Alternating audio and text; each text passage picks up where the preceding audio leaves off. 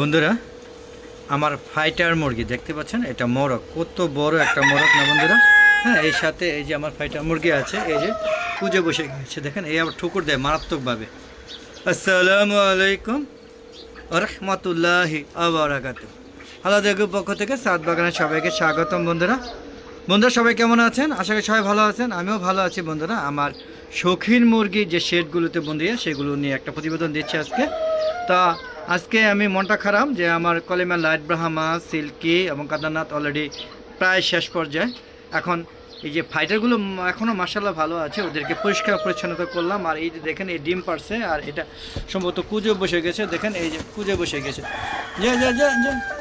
দেখেন এটা কুজো বসে গেছে, বোঝাই যাচ্ছে যে ওই দেখেন এখানে ডিম পেরেছে দিচ্ছে, দেখছেন বন্ধুরা? এই দেখেন ডিম, এই যে দেখেন আপনাদের সামনে ডিম আনলাম, আপনারা দেখছেন এই যে ডিমটা আপনাদের সামনে ডিমটা আনলাম। দেখেন ও কিন্তু কুজে বসে গিয়েছে, আমার মনে হচ্ছে ও বেশ কয়েকটা ডিম পারছে, তা এখন কুজে হয়ে গেছে।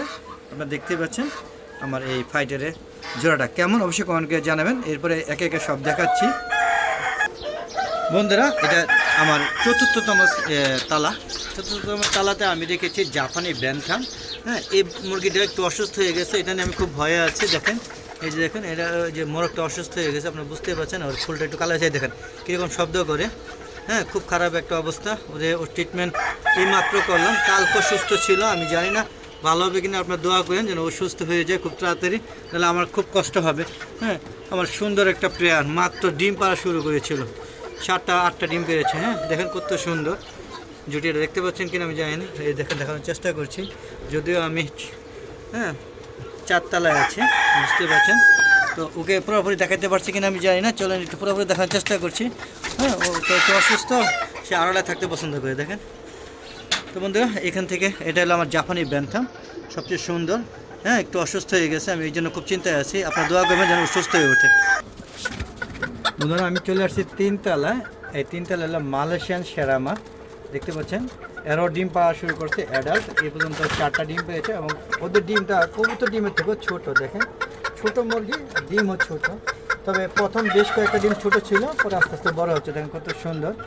হ্যাঁ, দোয়া করবেন ওর জন্য বেঁচে থাকে। আমি ভয় পাচ্ছি, যেহেতু অলরেডি মুরগি ওই যে জাপানি ব্যানথাম অলরেডি রোগে ধরে পড়ছে।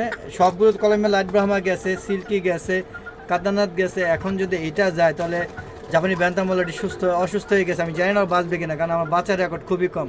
তো এই জন্য সাইড ওয়ার্ডে বাদতেও জ্বালিয়ে দিয়েছি, যাতে ওদের তাপমাত্রার কোনো ঘাটতি না হয়। যদি আরও কিছু পরামর্শ থাকে অবশ্যই কমেন্ট বক্সে লিখে পাঠাবেন প্লিজ, আমি যেন মুরগিগুলো বাঁচাতে পারি। আল্লাহ পাকের ইচ্ছা ছাড়া তো সম্ভব না।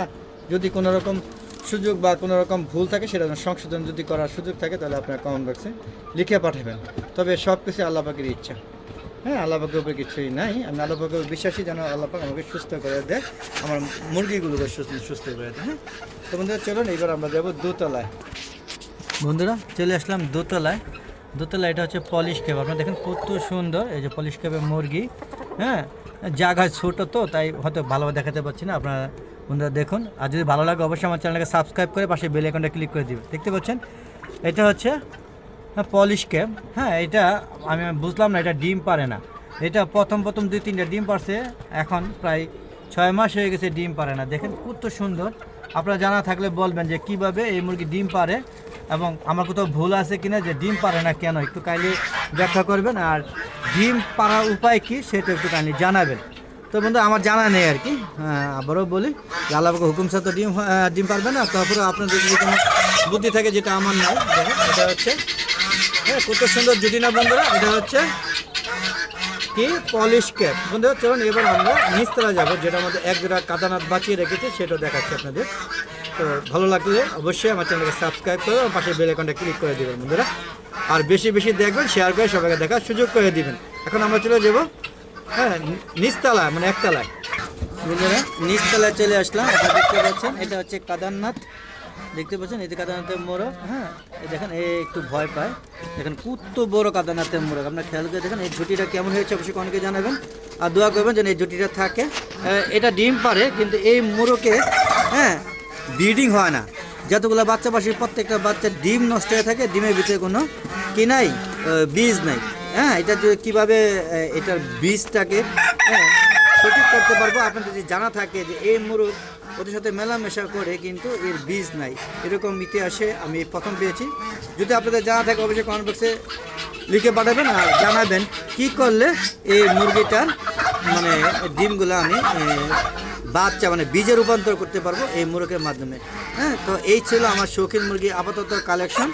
হ্যাঁ, দোয়া করবেন এরা যেন বেঁচে থাকে এবং দীর্ঘদেশে থাকে এবং আমি যেন ভরপুর শৌখিন মুরগি কালেকশন করতে পারি এবং আপনাদের সবাইকে দিতে পারি এবং জনগণকে দিতে পারি। তো বন্ধুরা চলুন এবার ভিডিওটা শেষ করব আর একটু আমার লোকাল যে ভিডিওগুলো আছে সেগুলো দেখে, মানে লোকাল মানে কি যেগুলো সারা মুরগি সেগুলো একটু দেখে ভিডিও শেষ করব।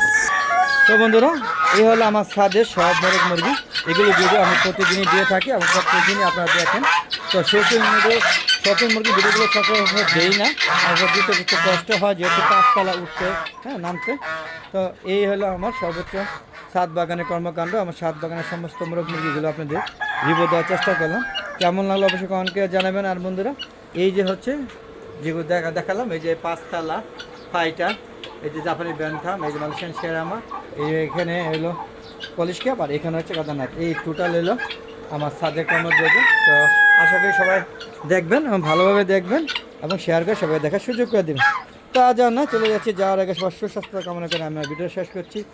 আসসালামু আলাইকুম রহমতুল্লাহি আবরাকাতুহু। বন্ধুরা আবার দেখা হবে নতুন কোনো পর্ব নিয়ে, নতুন কোনো ভিডিও নিয়ে। ততক্ষণ ভালো দেখো, চ্যানেলের পাশে থাকবেন, এই আশা ব্যক্ত করতেই পারি বন্ধুরা। আর আমাকে সুন্দর সুন্দর পরামর্শ দিয়ে সাহায্য করবেন এবং শেয়ার করে সবাইকে দেখার সুযোগ করে দেবেন ভিডিওটা। আর আপনারা সবাই ছাদ বাগান করবেন। হ্যাঁ, খোদা হাফেজ, বিদায়।